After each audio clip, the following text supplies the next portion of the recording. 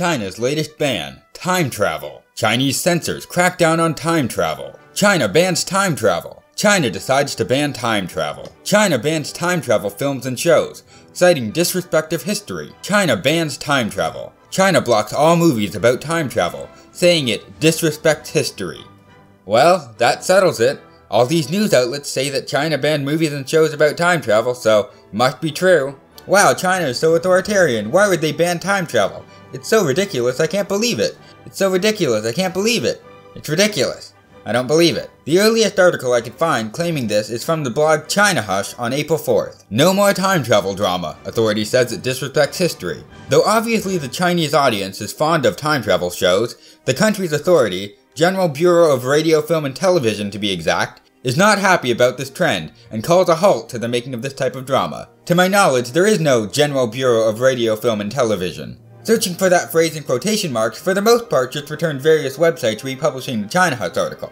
So we're off to a great start in terms of accuracy. The CNN article claims it was banned by the Administration for Radio, Film and Television, which actually existed, so that's better. The article claims the authority's decision was made on the Television Director Committee meeting on April 1st. So I looked on their website for any releases banning time travel released between April 1st, when they allegedly made this decision, and April 3rd, when the China Hush article was published. And I found nothing. It's not just that I didn't find anything mentioning time travel, I found nothing. The State Administration for Radio, Film and Television didn't release any documents within this time frame. I did, however, find this. Notice of the State Administration of Radio, Film and Television on recording and publicizing the production of TV dramas in China in March 2011, published on March 31st. Which, if it was released on March 31st, but the decision wasn't made until April 1st, would mean China would have had to use time travel to ban time travel. It contains a line which seems to have been quoted in the New York Times and Washington Post articles. Casually make up myths, have monstrous and weird plots, use absurd tactics, and even promote feudalism, superstition, fatalism, and reincarnation. The line in the original notice, according to Google Translate, is individual reports of the phantom and cross-country dramas, the compilation of myths and stories, the plots are weird and bizarre, the methods are absurd, and even rendering feudal superstition, fatalism, and reincarnation.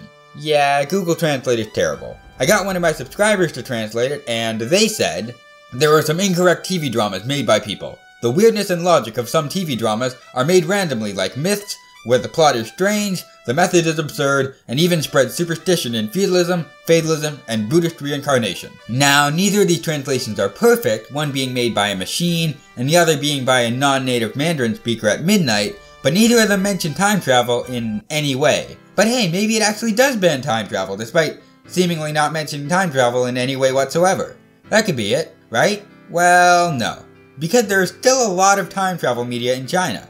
The 2011 Chinese time travel drama Palace got a sequel in 2012, a movie in 2013, and another sequel in 2014. A film sequel to the 2001 time travel show A Step into the Past is currently being produced. It's not just sequels. In 2018, the time travel show Hello Dear Ancestors aired. In September of 2011, Ken Liu published The Man Who Ended History, a book involving time travel. In fact, time travel is one of the most popular book genres in China. Foreign time travel media also exists in China. Avengers Endgame is the fourth highest grossing movie in Chinese history. Plants vs. Zombies 2, It's About Time was released for Android in China over a month before it was released in the rest of the world. Even the state-run news mentioned time travel. This piece even mentions Back to the Future. So, did China ban time travel? No. If anyone's casually making up myths, it's not time travel stories, it's these journalists.